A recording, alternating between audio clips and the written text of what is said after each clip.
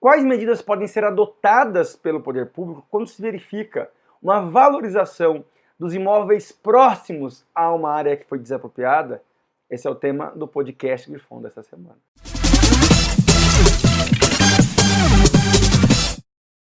A desapropriação é um importante instrumento de intervenção do Estado, do poder público na propriedade privada. Ela pode ser usada justamente para permitir que o Estado possa instituir atividades de utilidade pública ou ainda garantir a promoção de programas de governo de interesse social. Uma vez ocorrida a desapropriação, nós verificamos que em muitas situações ocorre uma valorização dos imóveis próximos à área que foi desapropriada, como é o caso da desapropriação de um imóvel privado para a instalação de uma estação do transporte metropolitano, do metrô, o que facilita o acesso a esse local e, por consequência, acaba valorizando os imóveis próximos, ou a implantação de um parque público próximo à área em que esse parque foi instalado, haverá uma valorização, via de regra, dos imóveis, já que nós teremos uma área verde, uma área de descanso, uma área de lazer, e isso acaba tendo importantes reflexos imobiliários no zoneamento de um município. Quando isso ocorre, o poder público pode adotar 3 medidas para socializar com os proprietários que tiveram essa valorização o custo da implantação e, mais do que isso, evitar que esses proprietários dos imóveis próximos à área desapropriada incorram em enriquecimento sem causa. A primeira medida é a instituição da chamada contribuição de melhoria. Caberá a contribuição de melhoria na hipótese em que se verifica uma valorização ordinária dos imóveis situados próximo à área desapropriada. Quando se fala uma valorização ordinária, uma situação em que não houve uma supervalorização. A contribuição de melhoria é uma figura que tem natureza tributária, tem que ser prevista em lei e faz com que os proprietários desses imóveis paguem ao poder público, por meio de contribuições mensais que serão fixadas por lei, esse valor de acréscimo na sua propriedade. A segunda situação ocorre quando se verifica uma valorização extraordinária, uma valorização que extrapola o razoável nessa área em que foi desapropriada, quando se tem uma supervalorização. Nós temos a possibilidade, nesse caso, do poder público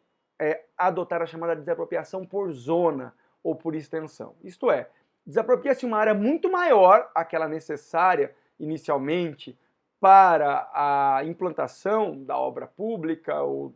para a implantação do programa de governo, e no futuro essa área maior que foi desapropriada pode ter 2 utilidades. A primeira pode ser usada para a ampliação do próprio equipamento público, da própria obra pública que rendeu essa supervalorização, ou ainda pode ocorrer um loteamento por parte do poder público e a venda para particulares, já que houve essa valorização, e o emprego do valor decorrente da venda desses imóveis próximos à área desapropriada com essa valorização para custear essa obra pública que acabou ocasionando a valorização. O exemplo que se usa, um exemplo clássico, foi na cidade do Rio de Janeiro, quando foi criada a Avenida Presidente Vargas, desapropriou-se uma área muito maior, a própria avenida, e depois o poder público acabou vendendo os imóveis que eram próximos à Avenida Presidente Vargas e usando o valor arrecadado com essa venda para o pagamento das despesas com a instalação da avenida, com as desapropriações que foram realizadas anteriormente e a própria obra de pavimentação da referida avenida. E a terceira hipótese é a realização de um acordo ou ainda de uma compensação entre o poder público e o proprietário do imóvel valorizado quando se tem uma valorização isolada, apenas um ou outro proprietário teve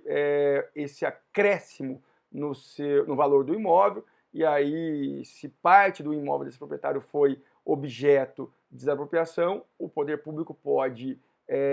admitir que no valor a ser pago a título de indenização decorrente da desapropriação, haverá o desconto referente a essa parcela do imóvel restante isoladamente considerado, que foi valorizado. Nessa terceira hipótese, portanto, nós temos a chamada valorização excepcional, mas isolada. Somente alguns poucos imóveis próximos à área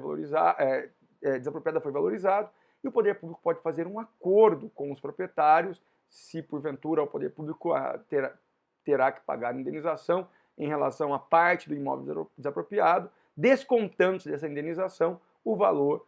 decorrente desse acréscimo patrimonial, que é uma consequência da obra pública que foi ou será realizada,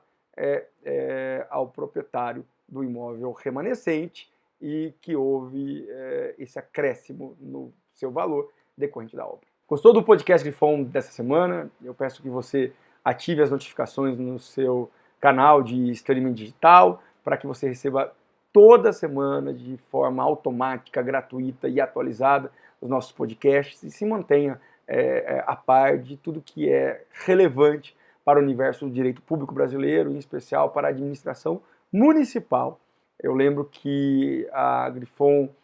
agradece muito a sua audiência, a sua participação. Você pode encaminhar sugestões de novos podcasts, que a gente vai tentar, na medida do possível, atender as suas sugestões. E também lembro que nós temos um núcleo de educação à distância, com o compromisso de propiciar para os agentes públicos, agentes políticos, cursos de capacitação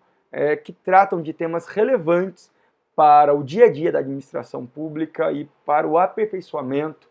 da gestão municipal. Você pode acessar esses cursos no endereço que aparece aí na tela, e nós nos encontramos novamente na semana que vem. Até lá!